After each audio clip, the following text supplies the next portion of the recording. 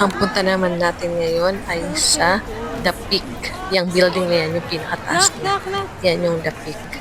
Ito yung lugar kung saan merong The Tram. Dito rin natin makikita yung Madame Tussauds, yung wax museum nila Anne Curtis. Next video na natin yun papakita. Sa gilid ng building na to, diyan makikita yung entrance kung saan sumasakay ng tram. Pagpasok namin sa building, yan makikita mo ang daming escalator kasi ako medyo takot ako sa heights. So pagdating sa escalator, lalo na ganyan, kitang-kita mo yung pinakailalim. Parang nanginig ang puhod ko dyan. Hanggang makaakyat kami sa pinaka-entrance ng The Peak. Siguro mga 4 to 5 escalator yung sinakyan namin. Escalator din yung nasa taas niya. Kaya nanginginig yung tuhod ko.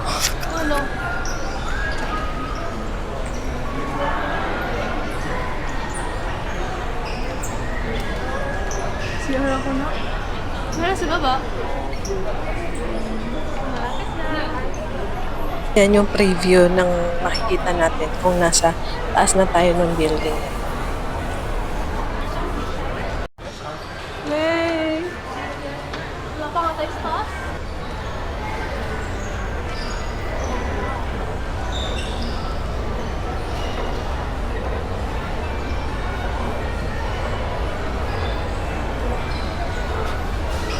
Pakyat ka?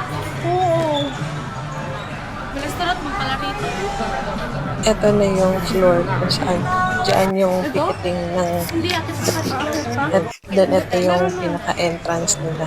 Mag-check ka ng ticket. Yung aming ticket is nabili namin online. So yung ticket na yun, 3-in-1 siya. Bale yung The Tram, The Peak, at saka yung Madame Tussauds. Tapos, dating namin doon sa chine-check na yung pinaka-ticket, ini-scan nila yung ticket, hindi ma-scan yung aming ticket kasi hindi pala iyon yung pinaka-ticket niya mismo.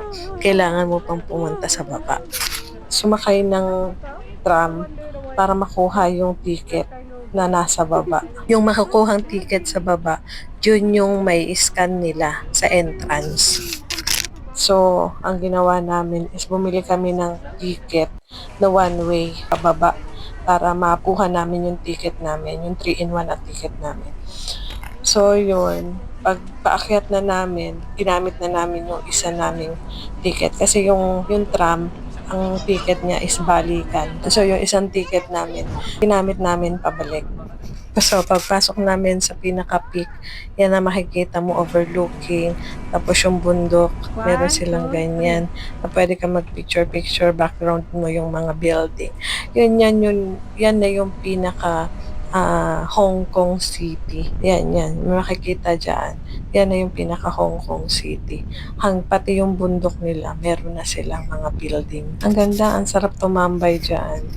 Kasi hindi masyadong mainit, tapos hindi rin umuulan. Yung lakas ng hangin, feel na feel mo talaga yung nature. Yung fresh air, ang sarap sa pakiramdam.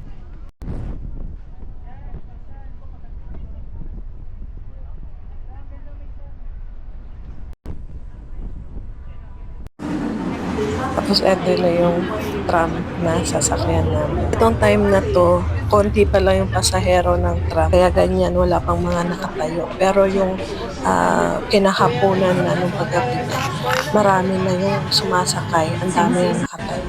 Bali yung tram, sa una is talikod ang pagbaba niya, patalikod. Kaya yan, tapos yung yan, pababa na yan, yung feeling mo, yung building, yung nakatagilid. Pero ang totoo, kayo ang pababa, kayo yung nakatagilid.